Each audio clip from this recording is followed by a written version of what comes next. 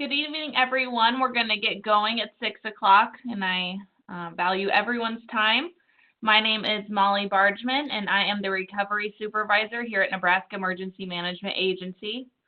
Hopefully you're joining us because someone either invited you or you know you're part of this disaster for Disaster 4420.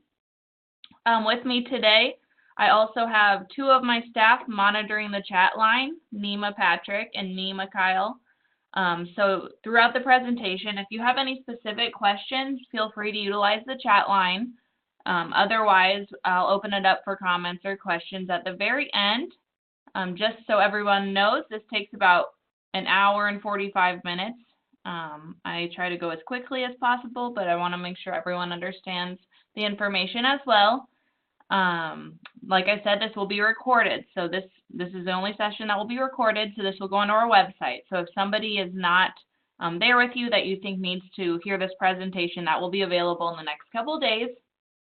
Before we get going, if you've ever been part of a disaster before, you know that we have a red folder that we typically hand out that has our required paperwork for a disaster. Obviously, we're utilizing some virtual options for a couple of reasons. One, staffing constraints, as well as we have so many counties in this declaration, we just decided to offer this virtually. So to locate that paperwork, I'm going to show you where to go. If you go to nema.nebraska.gov, under Recovery, and then Public Assistance, you'll see Newly Declared Event. There's our counties. Here's our required forms. So our first required form is called the Applicant Information Form. You're going to have your authorized representative information over here and your treasurer's information. Make sure you do put your tax ID number as well as your DUNS number and sign the bottom. The second form, I referenced authorized rep already, but for the public assistance program, we need to have one contact person through the duration of the grant. So this is just a template, but please put it on either your county, municipal, or your jurisdiction letterhead, appointing one point of contact for NEMA. And so just use this as a template. Keep in mind, I would encourage your point of contact to really be the one that's doing the paperwork. I know it says it right here. Such as the city or county clerk, the roads clerk. This is going to be the person that NEMA contacts as well as FEMA. So I know that sometimes our elected officials like to be the authorized rep, but really it just adds another layer because we'll be contacting them, then they'll be contacting whomever is doing the paperwork. So please keep that in mind when appointing someone. The next is the Disaster Grant Agreement. It's contact information on the front, and then below is all the contingencies of the grant. So you'll just want to read through that and initial beside each one. On the bottom, you'll just print your name, sign it, and then this is just the date. So if you did it today, April 11th, 19. Memorandum for the record. This is just stipulating that you guys have the right to claim administrative costs. I'll talk about this a little bit later. It's just a simple memo right here, and you would just put your entity name, your authorized rep name, and the date.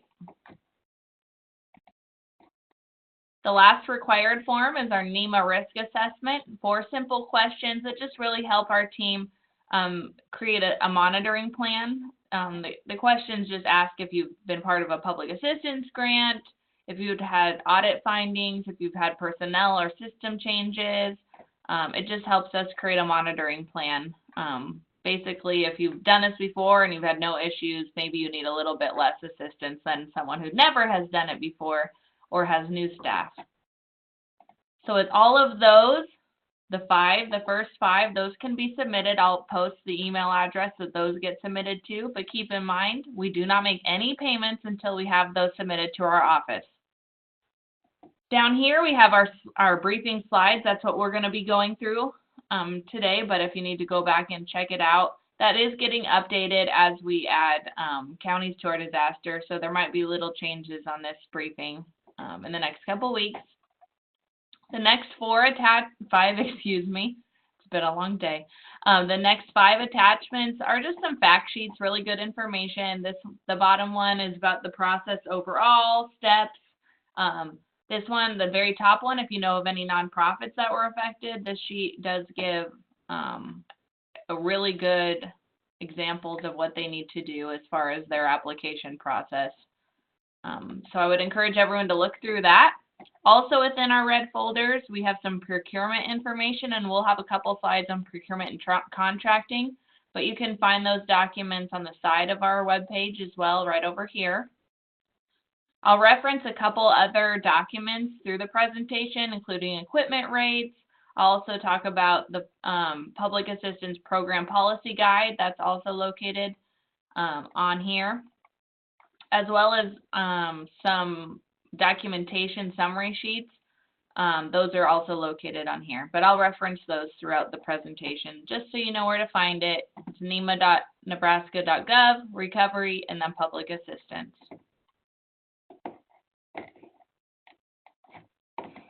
Okay, we will get rolling.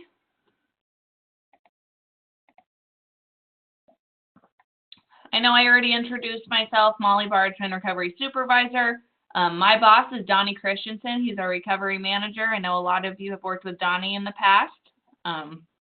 He just left for the evening. And then together we oversee our recovery team. We have a great group of guys. Nicholas Walsh is our State Hazard Mitigation Officer. So later on, I'll touch a little bit on mitigation. Nick and John will be your main mitigation contacts through this, the duration of this grant. Patrick Conway is on the chat line. He's our State Public Assistance Officer. Kyle Barzen Hansen is also on the chat line. He's one of our planning specialists within PA. And then Colton Baker and Ashton Tennant.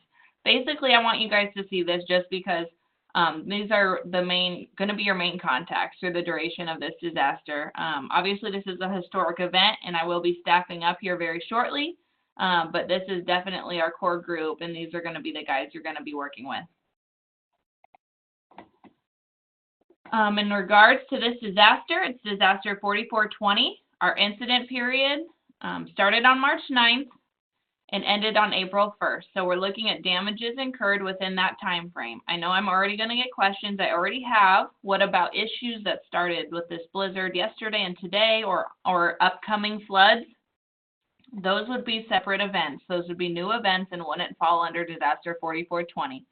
So if anyone on the line did incur more damages beyond the April 1st time frame, please submit those to the State NEMA Watch Center as you normally would, and we'll continue to assess those damages as far as a new event.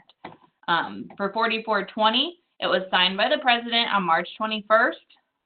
We were still within our incident period, actually, when that was signed. It was unprecedented how quickly we did get our disaster declaration. Typically, it takes at least 3 to 4 weeks. We got it within 48 hours, so that was pretty amazing. So thank you to those on the line that did get us their damage information so expeditiously.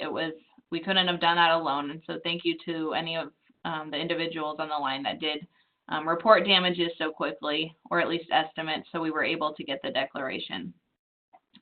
This declaration included severe winter storm. That was our blizzard on the Panhandle, straight line winds, as well as flooding.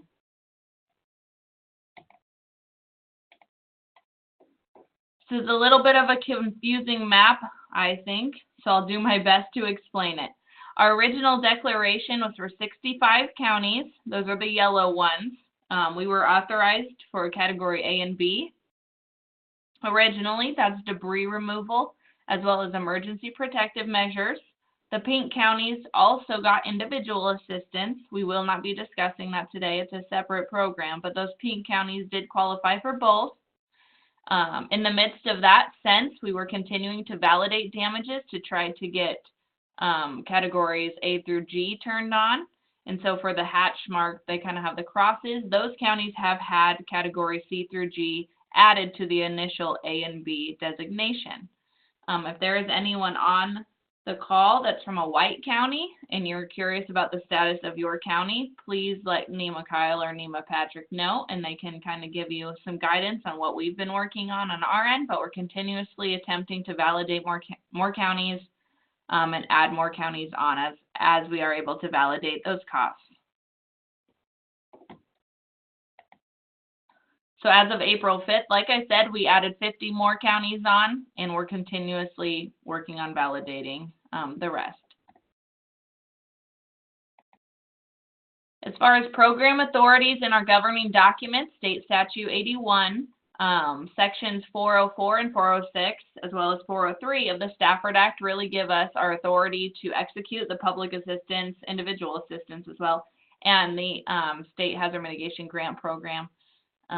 Also the Disaster Mitigation Act of 2000. The 44 CFR is our guidance and federal regulations regarding emergency management, and a 2 CFR is our uniform guidance for procurement and contracting requirements. Lastly, and this is the big one, this is really what myself and the guys in FEMA, this is our policy guide as far as eligibility. It's called the PAPPG, and it combines all the previous public assistance policies that we used to have individual policies for each topic, like the 50% rule for bridge replacement for those people on engineers and bridge and highway superintendents. You guys remember that, maybe the 9500 series policy on that, or debris removal. They were all separate policies. So really about 2 years ago, FEMA put all of that together into one guiding document.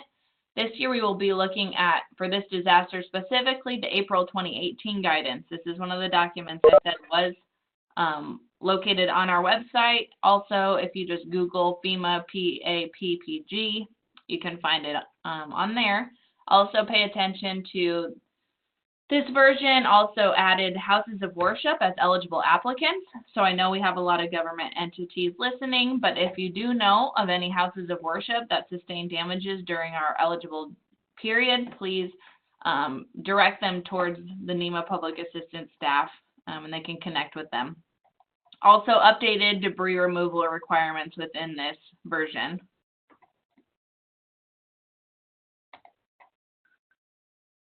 I'm going to sort of follow this as best as I can, but also this disaster is a little bit different than our typical disaster, so I'm going to interject with what happened on this disaster. We did have our incident. It started basically on March 12th is when a lot of it kind of kicked off. In a normal disaster, we typically would wait for the event to be over and go, the state would go out and do our damage assessments. Then we would request FEMA come up and do damage assessments. And we typically would have 30 days from the date of the incident to submit our declaration to the president. What happened on this event is because we decided, due to the magnitude and the scope of this event, to request an expedited disaster declaration, which basically made it so that we didn't have to complete in-person damage assessments. We still had to submit our damages virtually. Obviously, we submitted that within 2 days, and we did receive our declaration. Here we are. We got our disaster declaration on March 21st, and now the state is continuing to conduct applicant briefings. I think this is number, I know the guys are going to say it in the room, and I'm probably going to be wrong, I think 7. And we're still continuing to add them on as we can. Within 30 days of the declaration, we have to get our request for public assistance in. That's within the regulations. For this event, the original deadline was on April 20th. I did request an extension on that, and it was approved. So the RPAs for this event, and we'll go over this in a second, it has been extended to May 20th. FEMA approves the RPAs in the system. What used to be called a kickoff meeting is now called a recovery scoping meeting. I'll talk about that in a little bit. And from the scoping meeting, you have 60 days to identify all your damages. FEMA gives you those first 60 days to do damage assessments and get all that information gathered. But we can't come back a year later and say, oh, last March this was actually damaged, but we didn't know. All damages must be identified within 60 days. We'll go through this whole process of scoping and costing, but once that's completed, FEMA and the state will conduct an exit briefing saying, yes, this is all of our projects, we agree. FEMA will obligate the funds, we make the payment, state makes all of the payments on all projects. The subrecipient, that would be you guys, the locals, completes your work and requests closeout. You submit all your documentation to the state, and we certify it. It says within 180 days. We do our best, but as you know, this is the biggest recovery staff we've ever had. Usually there's only been 2 or 3 of us, so I love that I have a team to do this. But we do attempt to close them as quickly as we can. Then FEMA closes the subrecipient and FEMA closes the Disaster PA Program Award. It looks very simple on this chart, but really this is a 4-year process. Minimum, I don't want to say minimum, for this disaster, probably minimum. Our period of performance for any public assistance grant is 4 years from kind of open to shut. It doesn't mean you guys as applicants will take 4 years by any means, but I have 4 years as the state to get my grant closed. As far as time limits, I know I spoke to this briefly. For RPAs, it was extended to May 2nd, and we do have to submit these within grants portal, and I'll talk about this in a little bit. We do have till May 2nd, but I really want to stress that we attempt to get them in sooner than later. The more RPAs that we get in, it helps FEMA create a staffing plan and gets the adequate amount of staff here to help our locals. If everybody waits till the very end, FEMA can't do what they need to do to justify bringing staff within the state. So long story short, get your RPAs in as quickly as you can. Like I said, I already touched on this as well. Within 60 days of the scoping meeting, we have to identify all of our damages on the damage inventory sheet, which also lives in the portal, and I'll talk about that. And then should the event happen and something is found to be ineligible, FEMA will send out what's called a determination memo. If you feel that was erroneous or you disagree with FEMA's determination, you do have the opportunity to appeal within 60 days of receiving your determination memo. I'm not going to go super far into that as far as that process, but of course the state is here to assist you guys should we need to go down that route. As far as general program building blocks, FEMA really looks at 4 things as far as eligibility. That's applicant, facility, cost, and work. And all of these things have to be found eligible for a project to be eligible.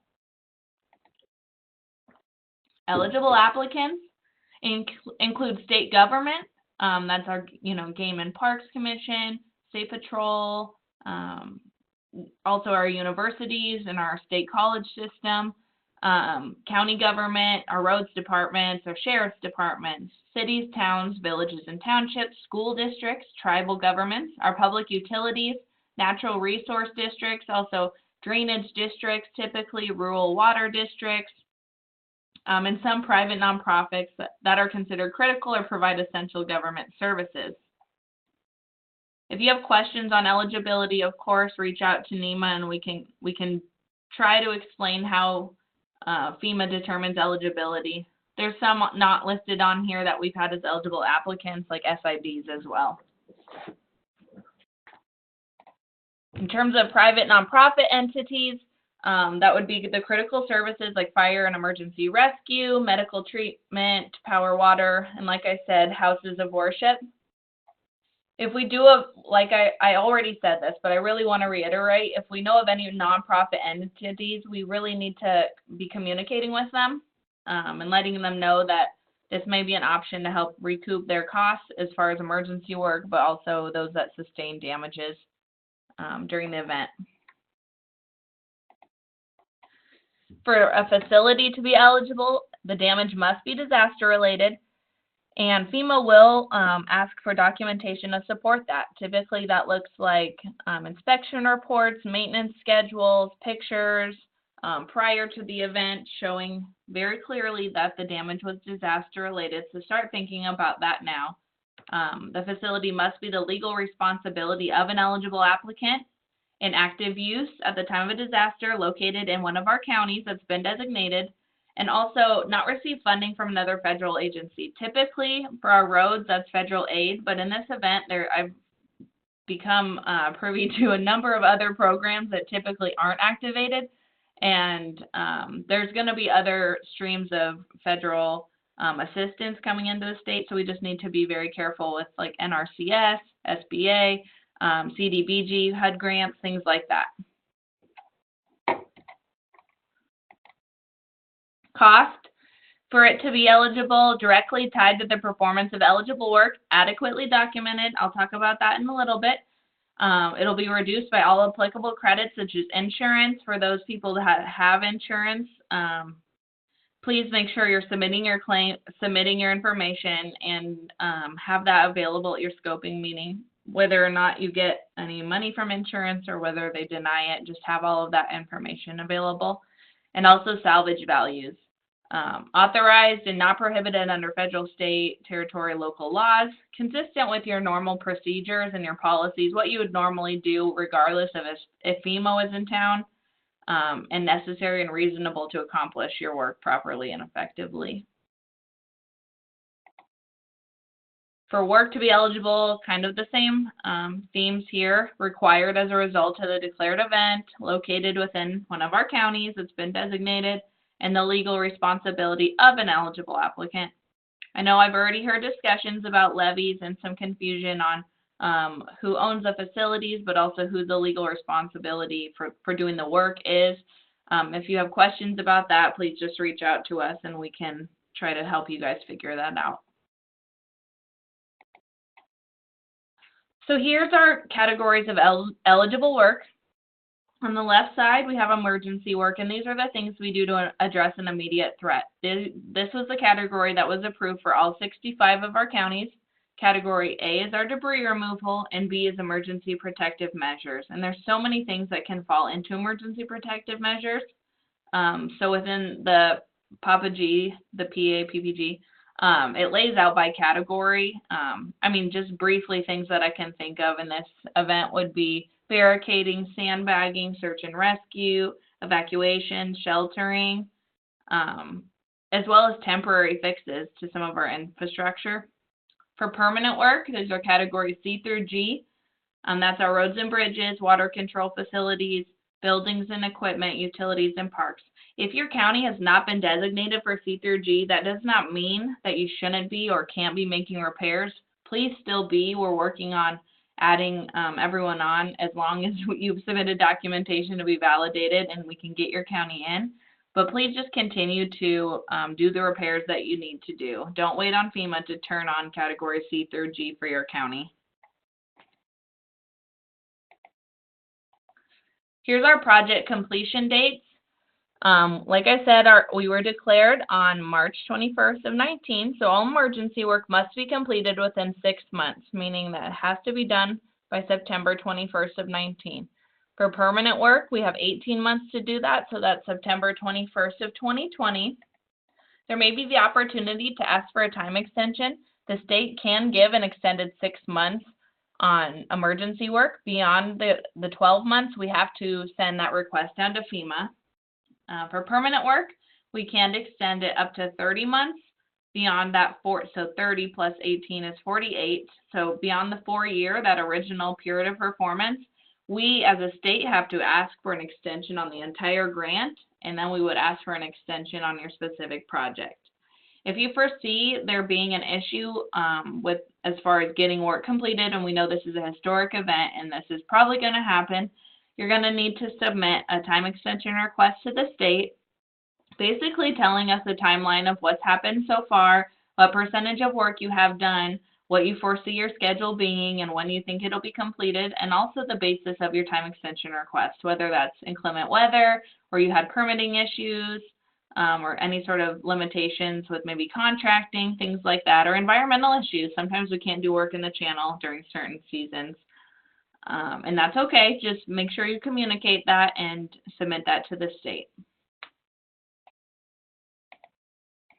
For emergency work debris removal, there are very specific debris removal requirements associated with a public assistance grant. I don't go through the very specific detailed requirements because it doesn't apply to all applicants. So if you have debris problems, please go to the document that I brought up earlier. Here it is again on our website, right here, and search for category A debris removal, and it'll lay out monitoring requirements, documentation requirements, so please utilize that guide. And if you have questions after reviewing that, please give us a call. But typically, this is the overarching Debris removal is eligible when it eliminates the threat to life, health, and safety, immediate threat of significant damage to improved property, ensures economic recovery of the community at large. Overtime can be eligible as well. In regards to the pilot program, we used to have a sliding scale option. It's probably not going to be available in this disaster. FEMA changed our policy, and the thresholds to be able to opt into that program are very, very high. We don't think that this event would suffice, really. So the two programs that we will have the opportunity to opt into would be reimbursement of straight time for force account labor. Typically, FEMA doesn't, for category A and B, reimburse straight time, but if you opt into this, you can get straight time for force account labor. Also, a one-time 2% increased cost share incentive for a FEMA accepted debris management plan. If you don't know if you have one, let us know and we can tell you if your county does have a plan. Also, this is a one-time ever. So I've heard of a county that used their one-time ever incentive 2 years ago, and so they won't be able to use it. So that's just something to think about if you want to use your one-time incentive for this event.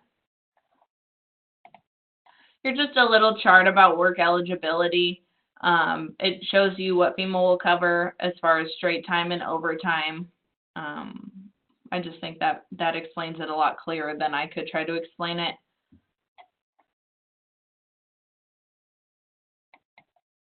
So for donated resources, FEMA does not reimburse for donated time or equipment or materials directly. They do give us credit, and I'm going to explain how. It's a very complicated formula, but basically, for a normal disaster grant, 75% of it is federal share, 12.5% is covered by the state, and 12.5% is covered by the locals. Unless you're an NRD, a PPD, or state agency, the state share disappears, and it's basically a 75-25 cost share. But for most of our locals, 75, 12.5, 12.5. So FEMA will review all the donated resources submitted. It must be well documented, including name, hours worked, what the work site and location was, and the description of the work, and be as specific as possible. Then FEMA will calculate what that's worth, and they will use that number to help offset the local share for the all category A and B projects for an entity. So it helps decrease that 12.5% basically. So if you did have volunteer labor, please start organizing that now and making sure that you have the required documentation to be able to claim the donated resources, because it really is very valuable to the local communities to be able to offset some of that local share. Also, there's new policy that authorizes applicants to apply the value of donated resources for permanent work, whether that's labor or materials. So if you had donations for permanent fixes, that's a new pilot program. Let us know and we can work with you on that. Codes and standards, there are opportunities to upgrade to required codes and standards. This must be in place and in effect before the disaster takes place. Typically, we're looking at building codes and standards, ADA compliance, things like that. But if you do have a code and standard in place, a local ordinance or even state code and standard, have that available at your recovery scoping meeting to discuss with FEMA.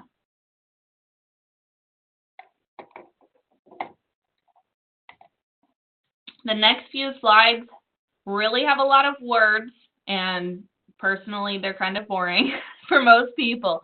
But I really can't emphasize enough how important the next several slides are, because this is where we see with auditors and with FEMA a lot of eligibility or reduction of funding issues. So basically, when you're utilizing the public assistance grant, this is a federal grant program. We as a state are just the facilitators of it, but it's a federal program. You must comply with federal procurement standards as a condition of this funding. So for states and territories, we have to make sure that we include all of the contract provisions that are laid out in the 2 CFR 200.326. And also for non-state applicants, we have to make sure we follow the most strict. procurement requirements. So even if as a local you have your own policy guide, and even when I first started, I used to say, as long as you follow your own procurement procedures, you should be fine. That's not the case. Whether it's the state, the local, or the federal standards, whichever is the most strict, you have to conform with. You must provide full and open competition and conduct all necessary affirmative steps to ensure the use of minority businesses, women's business enterprises, and labor surplus area firms when possible. So what does that mean? It means that you're placing socioeconomic firms, small businesses, on your solicitation list.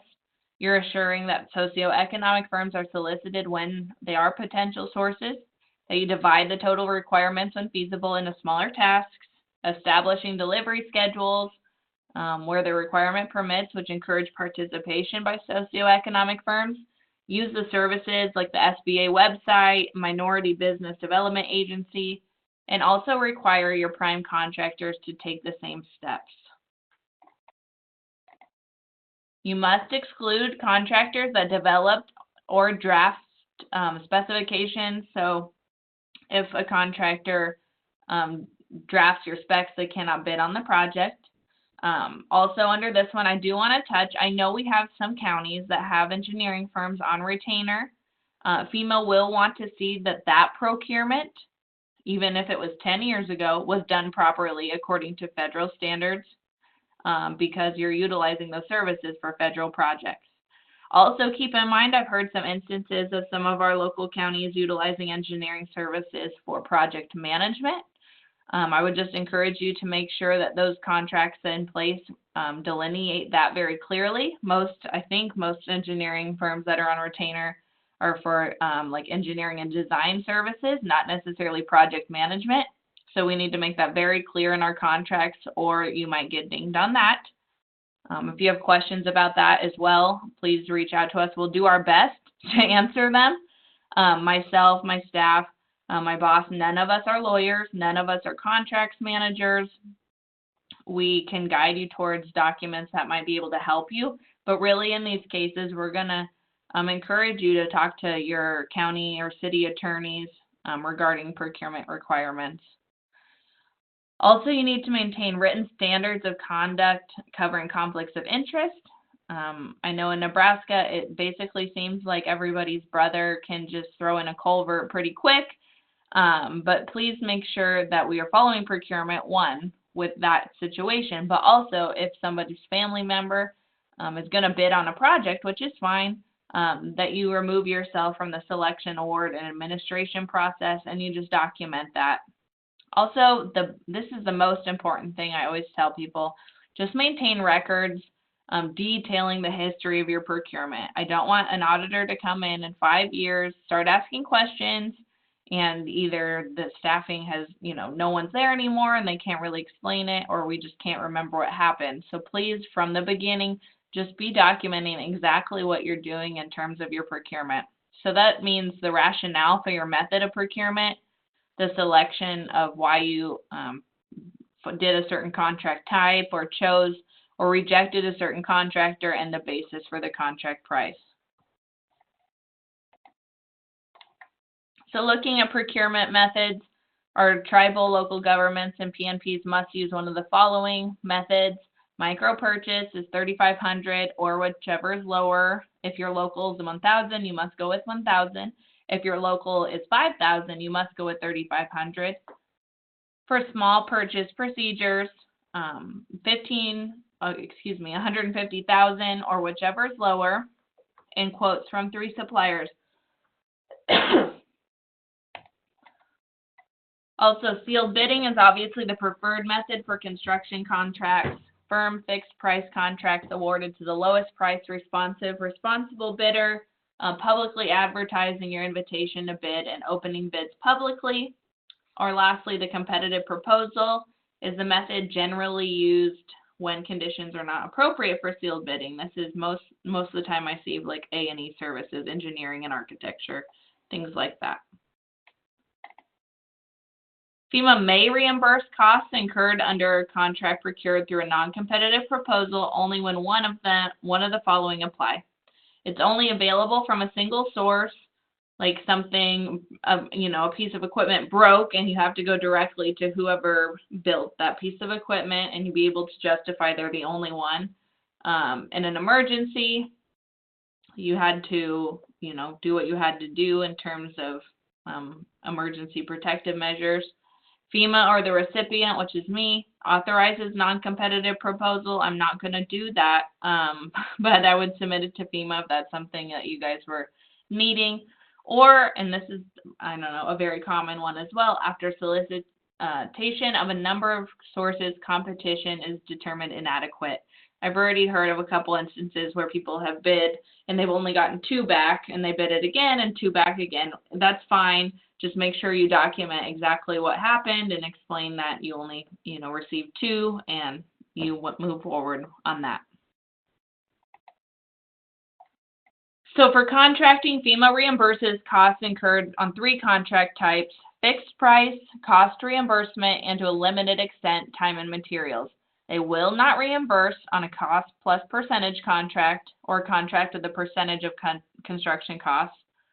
And they will not reimburse for a lump sum contract in which eligible and non-eligible works completed under that contract. I do want to talk about invoices as well. In the last couple of years, we've had a lot of issues with lump sum invoices where presumably some of the work was eligible and some wasn't, but because FEMA could not delineate that because it was lump sum, there was no line item, they found the entire invoice ineligible.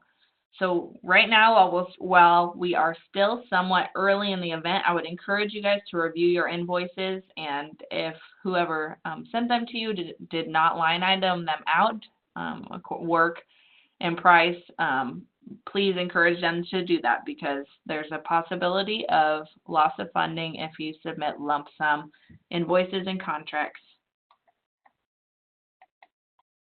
Frequent sources of noncompliance: time and materials contracts, cost plus percentage of cost contracts, piggybacking, geographic preference, awarding to contractors that drafted solicitation documents, and utilizing suspended and debarred contractors. So this is a lot of information, and I know I said that I'm not a lawyer or a contracts manager, but I do want everyone on the phone to know that FEMA is here within the state working in Lincoln at our joint field office.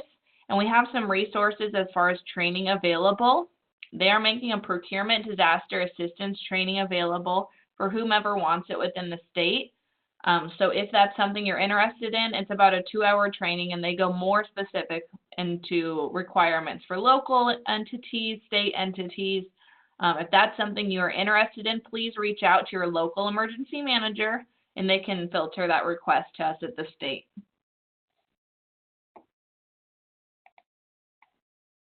Okay, so we're going to move on and talk a little bit more about project specifics. In this disaster, our minimum project threshold is $3,200. So that's the smallest amount that FEMA will write a project for. Our large project threshold is $128,900. So FEMA delineates projects, obviously, as you can see, large and small. That's the cutoff. The difference is that small projects are either based on actual costs if the work's done, or they will estimate a cost if it's not. Small projects, we can pay the 75% federal share almost immediately. Large projects are written and paid out based on actual costs. So FEMA will come in, and if your large project is already done, you'll submit your documentation, they'll write the project. We will still need to validate that and complete an inspection before making payments. But they will also write it on estimates as well. The main difference is that if you spend more or less, large projects are closed on actual costs.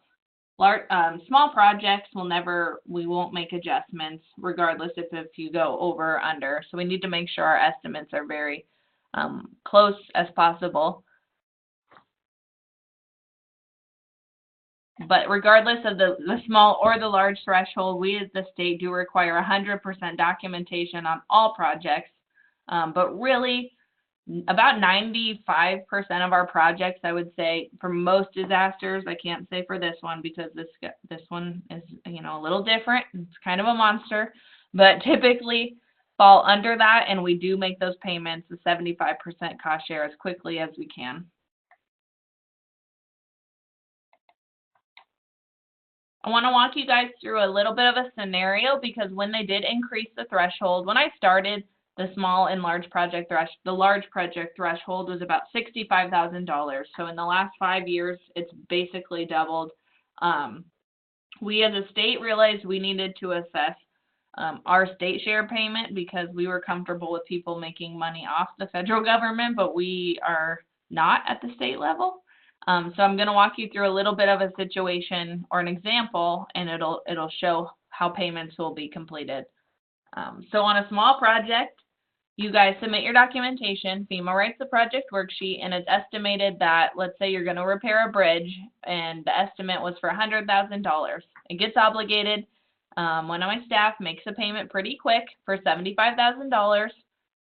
That leaves 12.5, so $12,500 for the state, and the other half for the locals. So flash forward a couple months, you guys actually go out to do the work, and it actually costs you $90,000.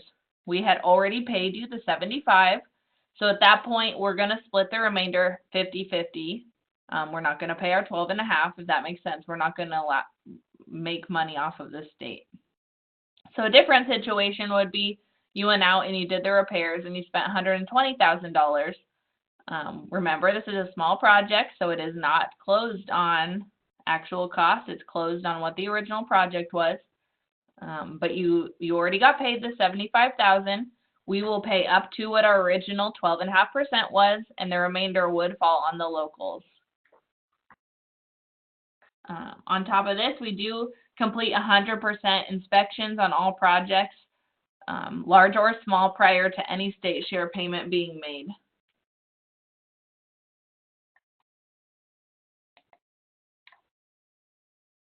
Looking at documentation requirements, applicants are required to maintain project files, and when we complete our inspections, we'll come take a peek just to make sure you do have what you need. So organized. It's not a desk audit or anything like that. We just want to make sure you have an organized way that you're keeping your files.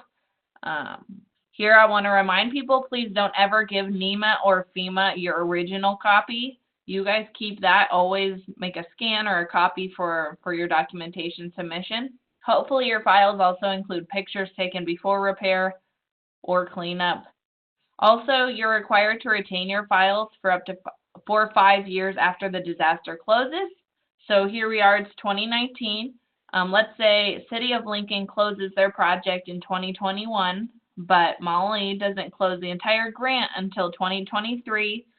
That means Lincoln still needs to maintain their records until 2028.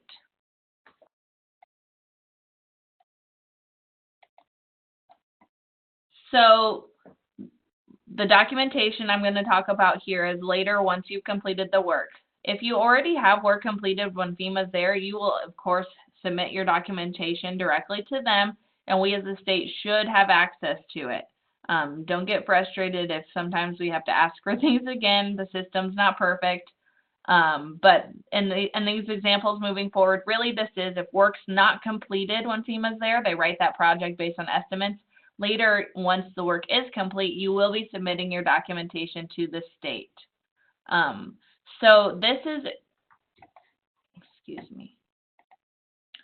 this is what we call a cost summary roll-up. It basically just summarizes your guys' claims. I don't personally care if you use this exact form, as long as when you submit your documentation, there is some sort of cover sheet indicating exactly what costs you are claiming. It doesn't really work when people submit a stack of documentation of just timesheets and invoices to us, and we're trying to match it.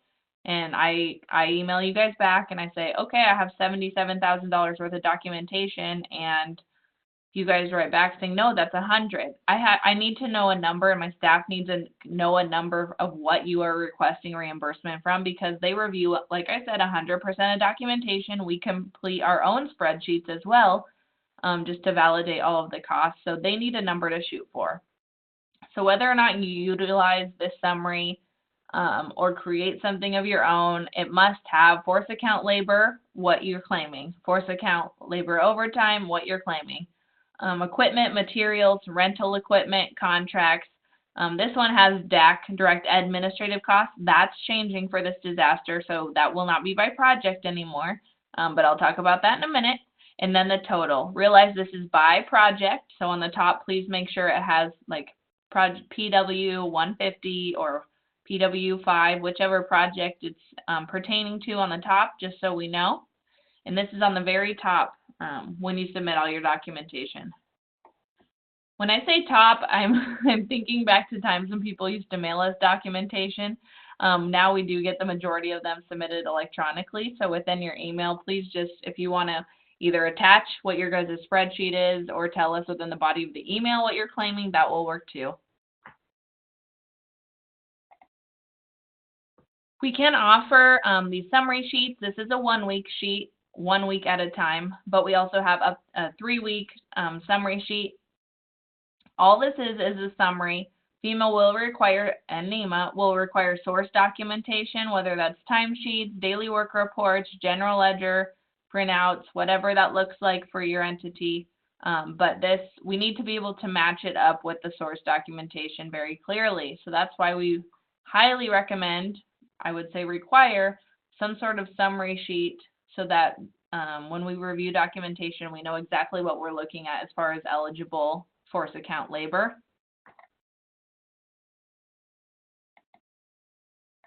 When you're calculating your force account labor, you can include fringe benefits as well. So please do not forget, you can include the calculation for holiday leave, vacation leave, sick leave, etc. Those are eligible costs. Force account equipment, same thing. Please have the summary sheet and behind it the documentation that supports it. We have to be able to match up the labor and equipment.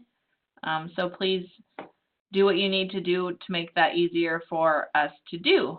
Keep in mind when you submit documentation, if it's more organized and very clearly labeled and easy for us to understand, your documentation will get reviewed quicker, and that means getting paid quicker. If we get documentation that is either hard to read or messy or not organized, that just takes the staff longer to review, which means longer to get paid.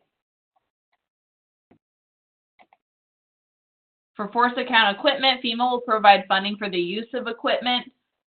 It applies the equipment rates at the time we're actually operating the equipment. So costs associated with mobilizing are eligible, but standby time is not unless the operator uses it intermittently for more than half of the working hours.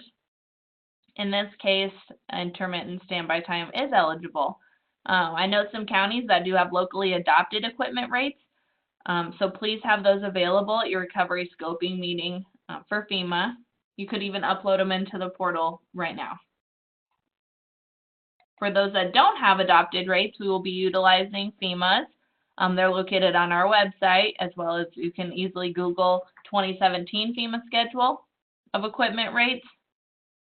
We're going to be looking, like I said, at 2017. I did mention we had some documentation spreadsheets on our website for you guys to use. Keep in mind that they are FEMA.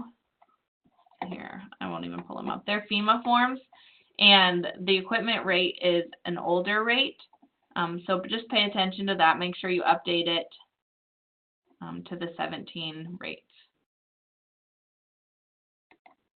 For force account material, same thing.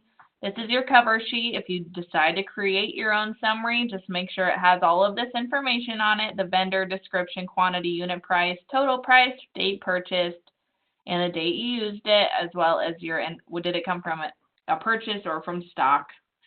Behind the summary sheet, once again, source documentation. So this would be copies of invoices as well as proof of payment.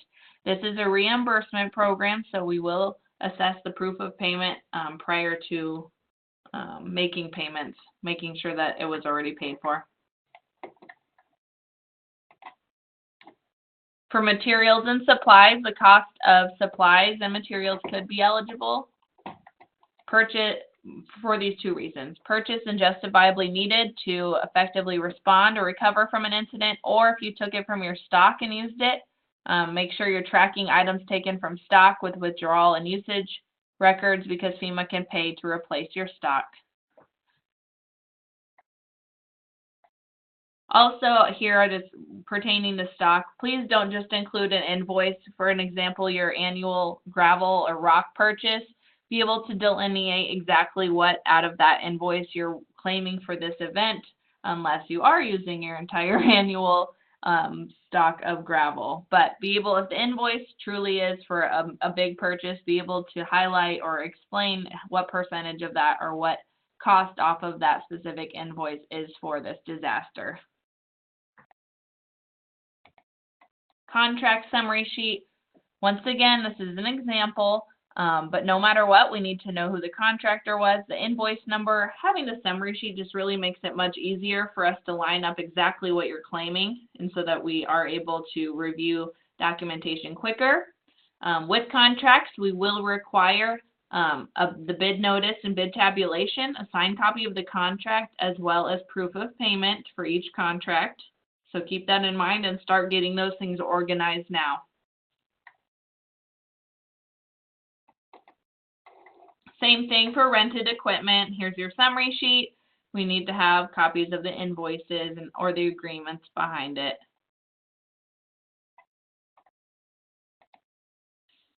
There will be some special considerations on this event. Mainly, I would say, of course, we know insurance and the NFIP, National Flood Insurance Program, is going to be to know, as well as the floodplain management issues. Hazard mitigation, environmental, and historic cultural resources will be assessed. I do want to stop right now really quick, because if we do get a project written, or if you get a project written by NEMA and you don't start it yet, and maybe you wait a little bit and you decide you want to do something different, which is okay. There's opportunities to amend projects and change the scope of work and do something maybe bigger or better, or relocate it, or use different materials. All of these things come up. We realize that, but you must notify NEMA prior to starting up any work, because there's requirements associated with changing the scope of work that we have to make sure are reviewed appropriately, and we really need to know before work is done. We cannot go back later and ask FEMA for approval after the fact, because there could be environmental issues or things associated with it that maybe we just didn't catch. So I can't have my staff going out in a couple years and doing an inspection and finding what should have been a bridge is now a box culvert, or vice versa. These, obviously, we can change scope most of the time, but we just need to make sure we are communicating with NEMA regarding any changes. So looking at flood insurance reduction, Section 406D of the Stafford Act does mandate a reduction in the amount of PA funding for a facility that is insurable, not insured, insurable under the NFIP. So if something was damaged that should have been insured, they will reduce the project by the cost it could have been insured.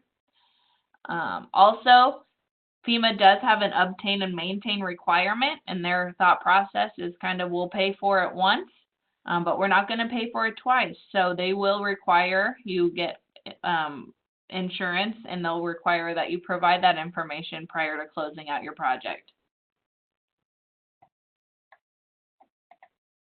Quarterly report requirements. This is sent out by the state, and these are due back to NEMA on the 7th, roughly the 7th day of January, April, July, and October. They'll send those out each quarter for you guys to report back on the status of your projects. Keep in mind this report contains all open projects, large projects, so those projects over 128, we close individually. So if you were on this example going to close this project you're completed, once it's closed with FEMA, it would drop off your report.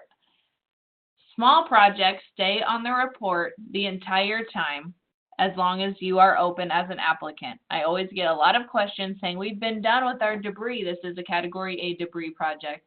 We've been done with our debris for 3 years. Why is it still on here? It's probably because you're not closed as an applicant. There's a reason why we haven't closed you, whether it's documentation or whether it's an inspection, but your small projects will always be on there. Your larges drop off. We ask that you fill out all of the yellow cells.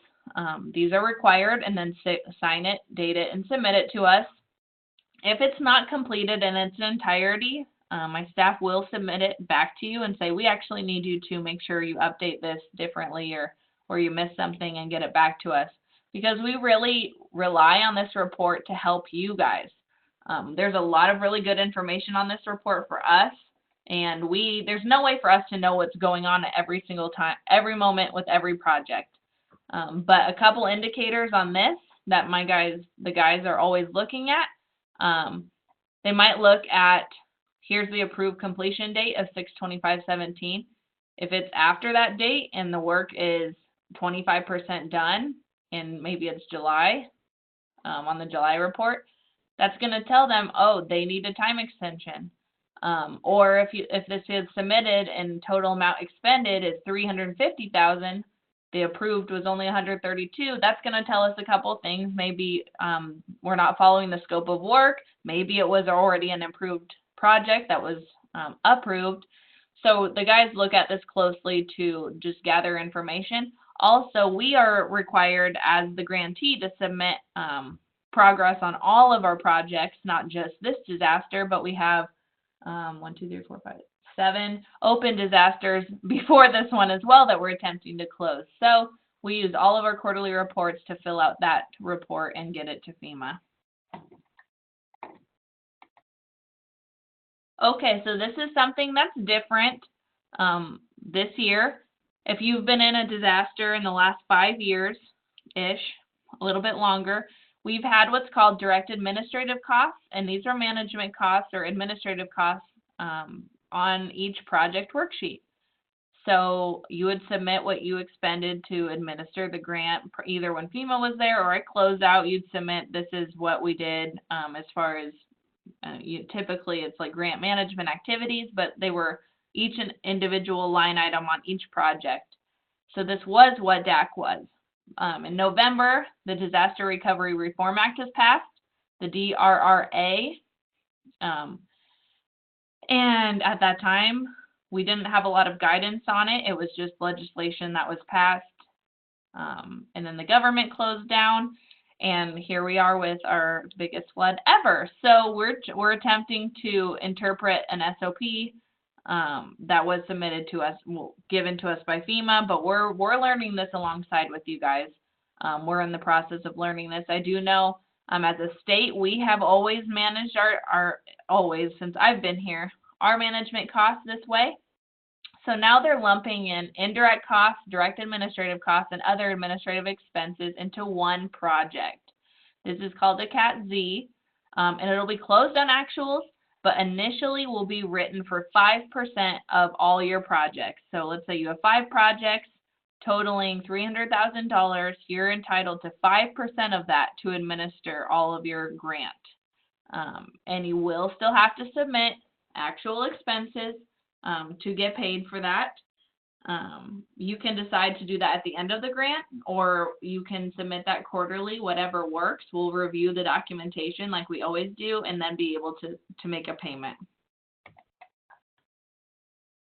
A couple of things with this, though. It does allow subrecipients to track management costs on the guidance says not by project, which is supposed to make it easier, but as the state, we would ask that you attempt to still do it by project, and I'll explain why in a moment. When I use my example, we need to make sure this is after, the calculation is done after insurance and any other reductions. Also, donated resource projects are not included in the calculation. The main difference is before these the DAC line item was the 75% cost share federal. That now our CATZ projects are 100% federally funded. So that's a big change. So to be able to provide documentation to substantiate that this these costs are eligible, an explanation of work performed with a sample of daily logs, activity reports, timesheets, things like that. It must be related to eligible projects. So I'll show you guys, if you look down to the last bullet, we need to certify that they're associated with eligible and not related to ineligible projects. So if we're not tracking our time by project, there's really no way to know if it was an eligible or an ineligible project. Because if a lot of work was done on a project or an appeal that ended up being ineligible, those costs would be reduced as well. So I guess if I were you guys, I would recommend kind of a running Excel spreadsheet of Molly was organizing files for project yada, yada, yada for 5 hours. Here's my hourly rate, and there's the total, and kind of just keep a running total. In documentation, like I said, to substantiate the necessity of office supplies, equipment, space, the cost for meetings or site inspections, include the activity description and the purpose. Also, travel costs are eligible. Just include purpose of travel and a copy of the travel policy. Training, so I already spoke about the PDAT, the Procurement Disaster Assistance Team training. Shortly, I'll talk about another available training. If I host any trainings related to public assistance within the 4-year period of performance, those can be billed to this as well. So if you have any thoughts or ideas, if something's eligible, let us know and we'll do our best to interpret the policy as best we can. I've already talked to FEMA because I know we have some applicants that have some accessibility issues or some technology issues. Either they don't have a computer or access to Wi-Fi or things like that. Those would be eligible costs as well. Just make sure that they're reasonable. FEMA will always look at the reasonableness of a purchase. Don't go buy the best computer ever. But within reason, if that's something you might need to administer the grant, because shortly I'll talk about Grants Portal, which is internet-based and required for this grant, then yes, a purchase of a computer and Wi-Fi would or could possibly be eligible. I'm going to talk briefly about 406 mitigation. That's Section 406 of the Stafford Act. These are measures to be included on PA projects. So this is mitigation on damaged elements on this disaster. The program allows for 15% of costs on all projects and up to 100 on some.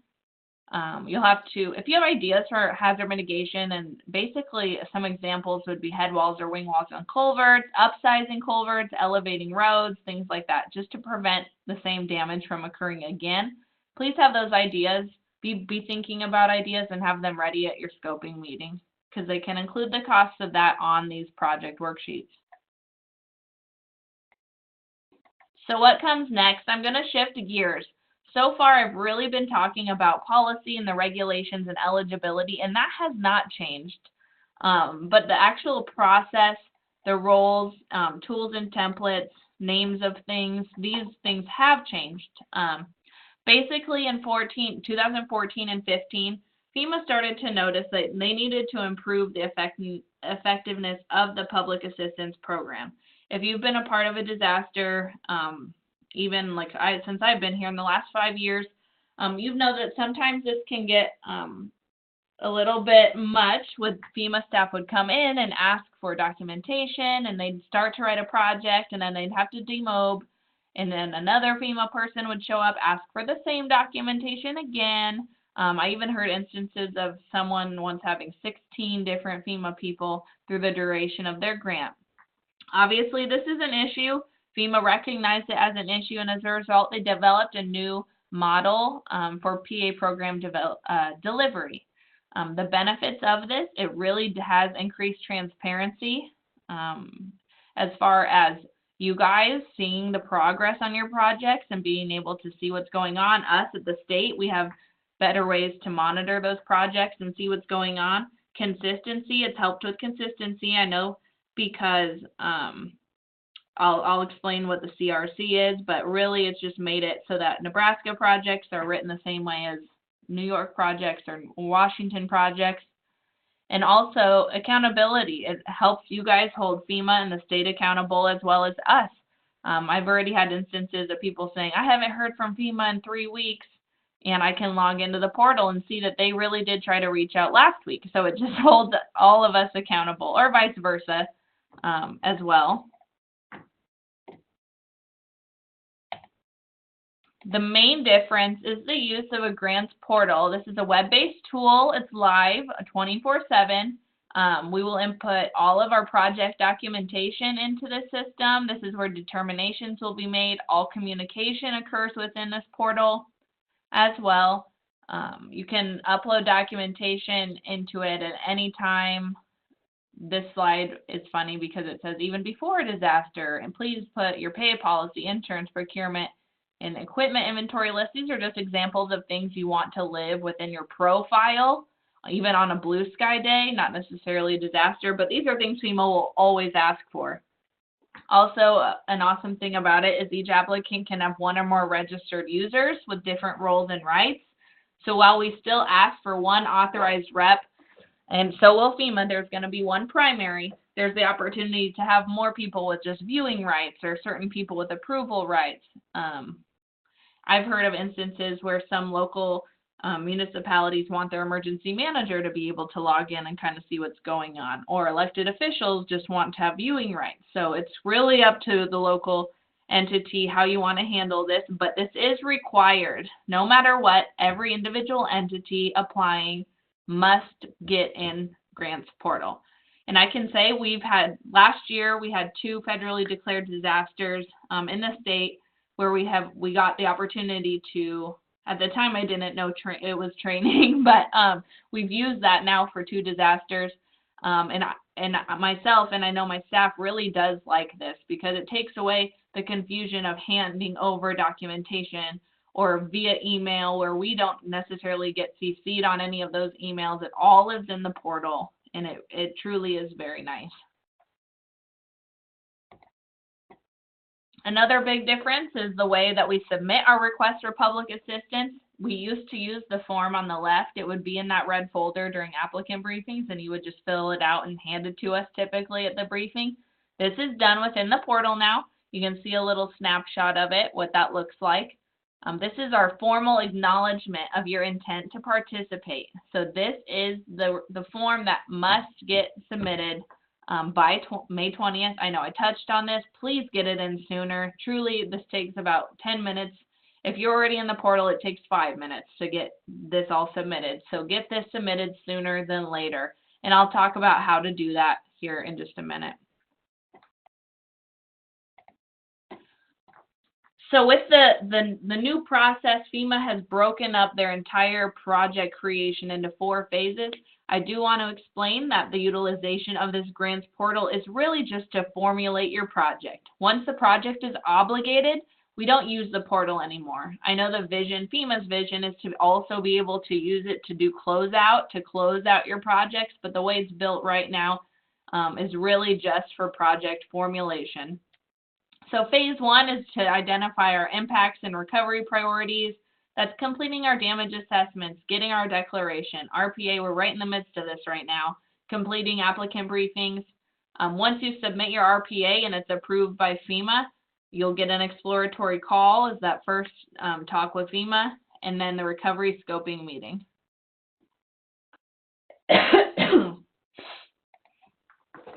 Another change, what used to be called the project specialist, I know some of you have heard that, that has kind of broken into 2 positions, but the main point of contact portion of that is now called the program delivery manager. This is a single point of contact assigned to each applicant who will provide assistance throughout the entire process. This is your go-to. We work very closely with them. We're co-locating with them, actually, the joint field office. So my staff is right there with the PDMGs here in Lincoln. And they'll obviously come out and meet with you guys in person. But like I said, co-located, working on your projects together. The vision is very customer service focused with this model. So their goal is to have less applicants so that they can connect with you guys more frequently and provide good customer service. Their key responsibilities would be to conduct meetings, assist with documentation upload, really help you guys with the grants portal for those of you that haven't got into it yet or aren't super familiar with it. coordinate between FEMA staff, state staff, and the applicant, request site inspections, and just troubleshoot any questions or concerns. Once your PDMG is assigned within the portal, it'll give you their contact information. It'll also it'll list who with NEMA is your contact, which I really like. So it'll have everyone that you need, that you're going to be working with, their contact information right there in one spot. So once you submit your RPA and FEMA approves it, the first time that you'll hear from FEMA will be during the exploratory call. This is just to obtain very general information about the applicant and your impacts and to explain the next steps. Just be prepared to discuss these impacts at a very high level, names of counterparts who might be involved in the process. You'll learn a little bit more about the expectation with the grants portal on that call. They won't touch on that, I don't think, too much, but really that helps them get an idea of what they're working with as far as types of damage. Please give them a little grace on here. I know it says within 7 days of assignment. Of course, this is a historic event. They're going to do their best, and they truly will work as quickly as they can, but we're going to have several hundred applicants, so we'll see how quickly they will get these exploratory calls out, but I know they'll do the best they can. The next contact with FEMA will be what's called the recovery scoping meeting. I know on here it says within 21 days of applicant assignment. Once again, we're going to all have to give each other a little bit grace on this. If you can't tell already, please get used to the idea that this is not going to be a quick process. For anyone, we're not going to see FEMA in person in the next couple weeks, I wouldn't think. This is kind of a marathon. In the meantime, you are doing work. You need to be doing your work. Don't wait for FEMA to come to start your projects. The recovery scoping meeting is designed to be the first formal in-person meeting. This isn't like an applicant briefing where there's a group of 50 people. Really, this would be your PDMG and Gage County roads. Very specific, one-on-one meeting. The state does try to participate either in person or we try to call in. This is your opportunity to really go over all of your disaster damages. They will determine the need for site inspections depending on if work's completed or not. I'll talk about that in a second. They'll identify potential environmental issues, mitigation opportunities, and please bring up any insurance questions or concerns in that meeting. Here they'll also introduce the damage inventory spreadsheet. This is a spreadsheet that's provided by FEMA, and I guess what I like to say is if it's not on the spreadsheet, it doesn't exist. This is what FEMA uses to base and group projects together, to schedule inspections. So honestly, if it's not on the spreadsheet, FEMA won't know about it and won't write a project about it. So they will show you that there and kind of explain how to fill that out. If you have any questions, of course, ask them. They'll determine the essential elements of information. There's a slide about this. But if you've been in a disaster before, sometimes FEMA will request additional documentation and you'll submit it and they'll ask for more and they'll submit it. Really, with the new model, there's a standard as far as required documentation and they'll explain that to you. Also, they'll assist you with uploading any documentation you have into the grants portal and develop a plan, a schedule on what they foresee as the future schedule, whether that's phone call weekly or in-person meeting, things like that. Just be sure to be communicating what your needs are. If you want a more customer service, individual experience, hands-on experience, please communicate that to them. If you have done this before and you've been in every event, let them know, no, I think we only need to follow up, every couple weeks, things like that. Also realize when FEMA asks for documentation, you have to do it as quickly. I would suggest getting back to them as quickly as you can, because really a lot of the speed of the project writing is contingent on how quickly documentation is submitted and requests are fulfilled. So the second phase is capturing and documenting damages. They will look at if site inspections are necessary. If work is complete, they get grouped, projects get grouped into 3 lanes. One is the completed work projects.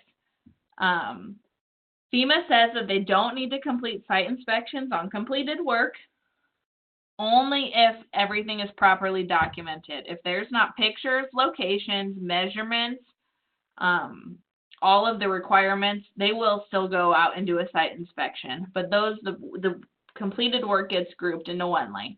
Incomplete standard projects, these are our typical projects, just not done yet, go into another. And then incomplete technical work or specialized projects, these are going to probably be our bigger projects that have different engineering requirements or environmental concerns, will go into another lane. So they're treating them all a little bit differently so that they can tie specialists or subject matter experts to those types of work rather than treating them all exactly the same way. Also within this phase, we're going to validate and develop the damage description, dimensions, and the scope of work and the cost if it is 100% complete. Site inspections. Like I said, PDMGs will schedule these for all work not completed at the scoping meeting. If the project's adequately documented to satisfy all of those requirements, they won't come out and do a site inspection. But if it's not properly documented, they will be dispatched to meet with the applicant and view the incomplete work. We're going to need the lat long, photos, dimensions of damage, and a report of all this damage will be created, will be put on the grants portal site. It'll get reviewed by the PDMG. We can see it at the state, and you guys will obviously look at it as well and sign off on it. Drinking water. Okay, so another big change is the consolidated resource centers.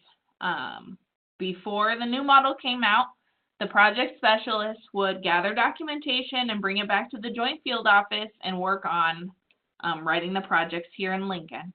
FEMA has now stood up what they were calling consolidated resource centers. There are 3 of them across the country, one in California, one in Texas, and one in Virginia. And at these centers, they employ full-time project writing staff. This goes back to the consistency part of the new model. They wanted to make sure that whether you're in Region 7 here in the Midwest, or Region 4, or Region 10, all the projects are written the same way. So projects are formulated from that damage inventory sheet. So that must be filled out completely, and they use that to logically group projects together. If your work's 100% complete, the CRC will look at what was submitted, and they will work on writing the damage description dimensions, that you'll hear that called the DDD, and the scope of work based on what is put in grants portal. If work is to be completed, the site inspector will work on the DDD, put that information in the portal, and then the CRC will write the scope of work. FEMA reviews also are conducted at the CRC. The environmental reviews, insurance mitigation, all of that occurs at the CRC. So like I said, not in Nebraska. Our last 2 disasters were in Texas. We're at the Texas CRC. I'm not sure exactly where this one will be facilitated through. They kind of just look at which disasters are assigned to which CRC and which one has more space to do the projects at the time. But really, with this, there shouldn't be any sort of delineation in project quality based on the staffing at the joint field office. So once that's through, the applicant signs off and approves projects after development and validation at the CRC. Phase 3 would be to validate work to be completed projects. If work was already done, you'll skip this phase and go straight to phase 4. Otherwise, applicant and FEMA develop scope of work and costs. That's completed at the CRC. This is when documentation is reviewed, and also program compliance and eligibility reviews occur. I spoke about this before, the essential elements of information. This lives in the grants portal, and it's just a reference for required documentation. Here's what this will look like. It lists out, it says applicant, this is old because this has DAC, but just pretend that it says the applicant is claiming work, eligible work, and here's what's required on it: force count labor, work orders, labor pay policy, fringe benefit. It has all the documentation that's required is listed. So in this example, it looks like we're all set here. We got a check mark, but we need this stuff. So this gives you the opportunity to attach something right here or make a note. You can add a comment that says, you know, actually you have that, look on page 3, yada yada. Also within the portal, anytime there's an action to be done, pay attention to this little bell. I'll freeze here real quick because I spoke of another training opportunity. Once you get in the portal, I'm kind of a hands-on kind of girl, and I like to learn hands-on. And so FEMA is offering an in-person training to any of our locals that would need additional help with the portal. It's pretty intuitive, but there's even some little tricky things that I get hung up on. So if that's something you're interested in, is having an in-person training, please contact your local emergency manager and we can try to get that scheduled as well. Otherwise, your PDMG will obviously be a great resource or through the duration. FEMA does have a hotline, and our staff here at NEMA are pretty good at it as well. As far as phase 4, this is where we're preparing eligible projects for obligation. So your project's already written, and now we just have to do all the final reviews. This is insurance review, mitigation, environmental. Your PDMG looks at it one more time. Then it goes to the state. Patrick, Kyle, one of my staff will review that. They don't look super closely because it's not our project. We don't really know what it's supposed to say, but they do their due diligence of matching up what the damage was with what the scope of work says. The applicant reviews, I can't reiterate enough how important it is that you guys take the time to review it, because this is the time if there's issues or errors that we can fix it. It's a lot harder later on to make any sort of adjustments. So take your time, review it completely. You'll sign off on it. FEMA then will do their final review, and then it's obligated. Once it's obligated, that's when we are able, if it's a small project, to make the initial federal share payment.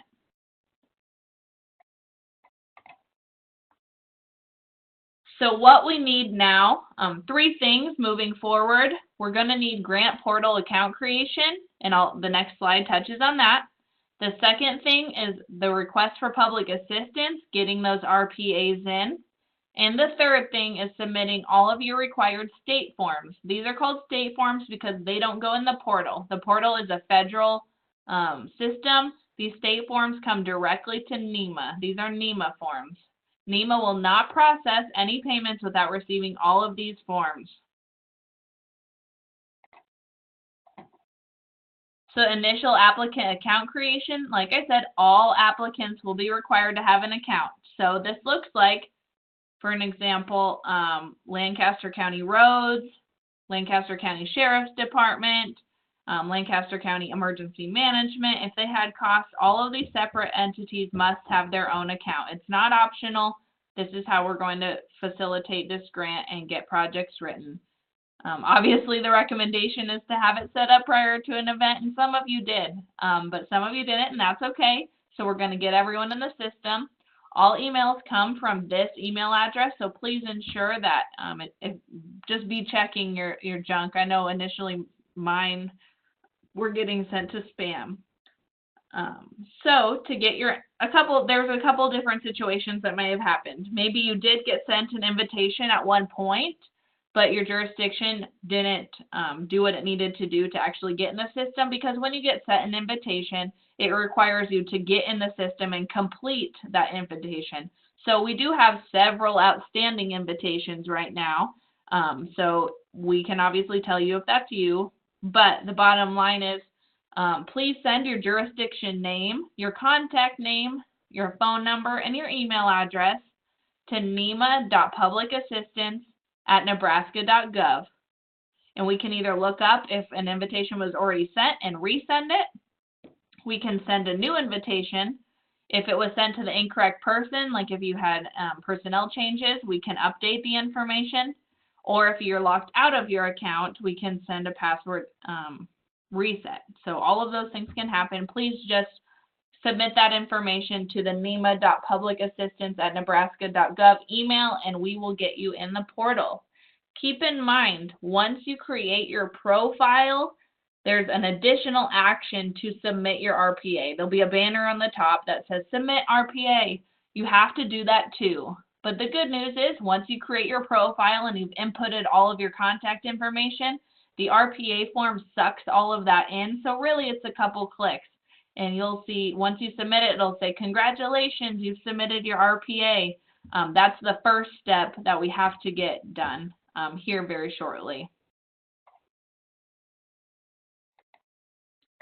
I'm going to shift gears real quick and talk about a separate grant program. So stay tuned because this is important too. We are going to have more hazard mitigation funds coming to the state than we ever have before on the backside of this disaster event. And these funds are available for our local entities. So what is hazard mitigation?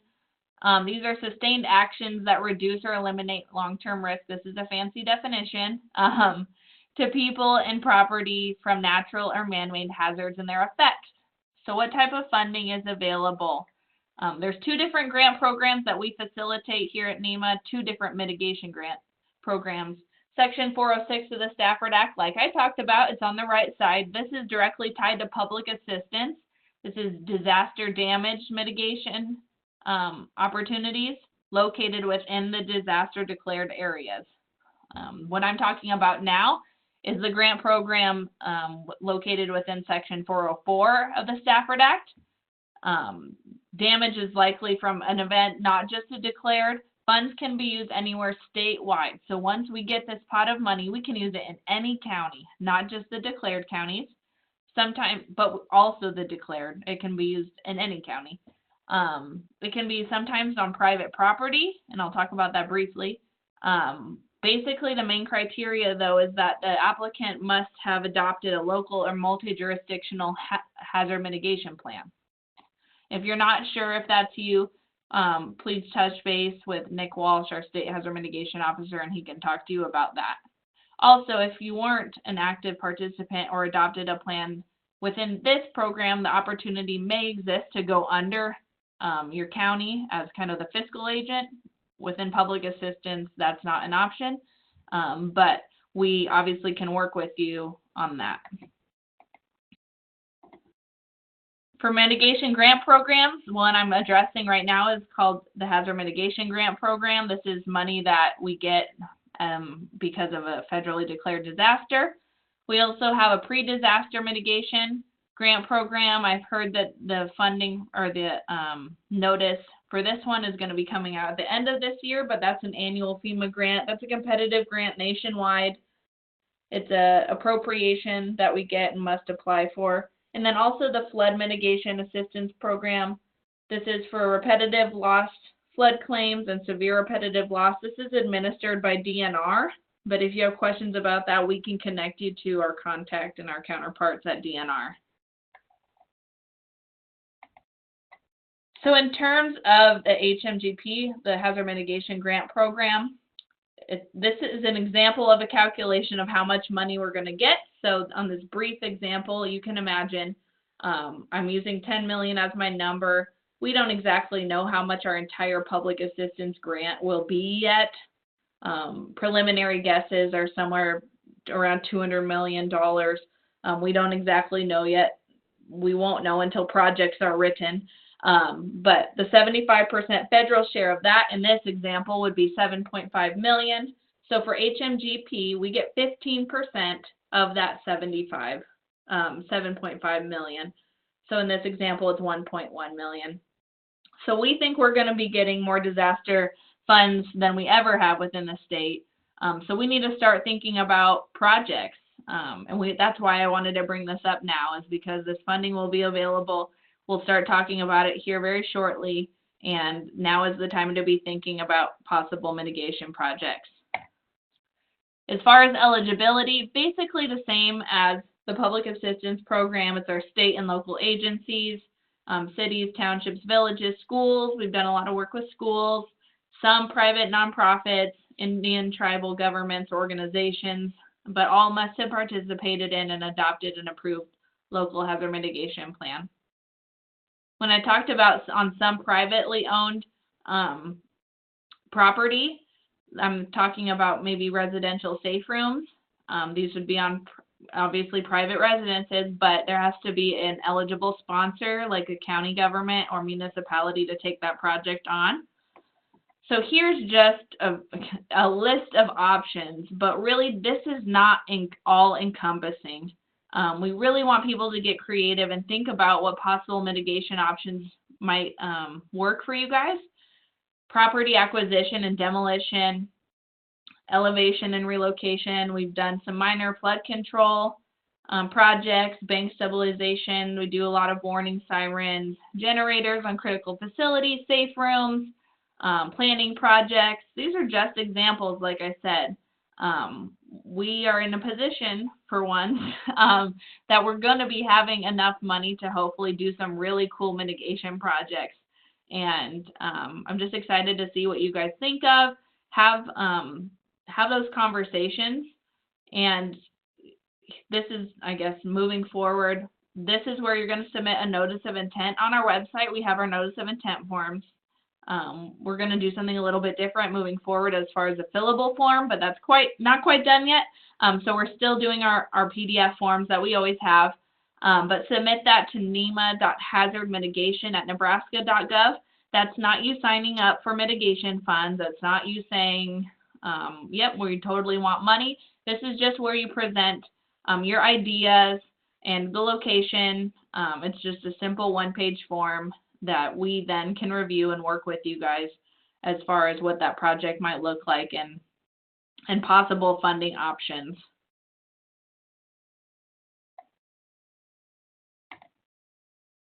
So I'm almost done. This last slide is our recovery staff contact information. Here's our specific phone numbers and our emails.